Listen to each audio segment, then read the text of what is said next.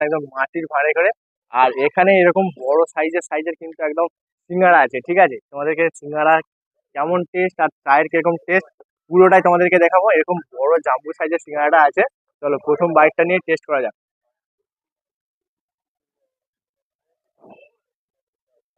ভিতরে স্টাফিংটা কিন্তু বেশ ভালোই আছে, মানে কিপটেমও করেনি যাকে বলে, ঠিক আছে? মানে গঙ্গা দর্শনের কিন্তু স্পেশাল সিঙ্গারা।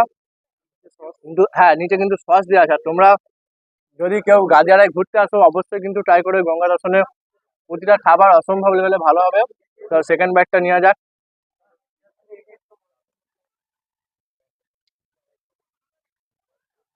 অসাধারণ গাইস, সিঙ্গারা অনেক জায়গায় খেয়েছি, কিন্তু এখানকার মতো কোথাও হয়নি এখনো। আর সাইজটাও কিন্তু বড়ই আছে।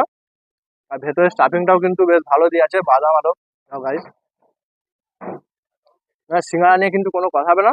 এবার চাটা, চার কথা বলি, এরকম ধরনের কিন্তু চা আছে। এখন গরম গরম ধোঁয়াটা, তা আবার শীতকালের সন্ধ্যায়।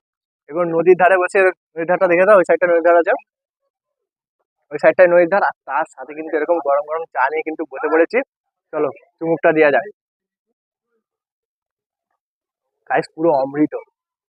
মানে একটা ফ্লেভার, যে চায়ের যে ফ্লেভারটা কিন্তু অসম্ভব লেভেলে। আচ্ছা আচ্ছা, তারপরে এইটার সাথে আমি কিন্তু চায়ের সাথে সিঙ্গারাটা কেমন টেস্ট লাগছে সেটা তোমাদেরকে দেখাবো।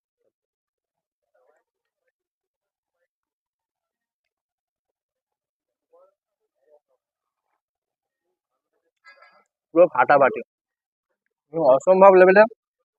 আর গঙ্গা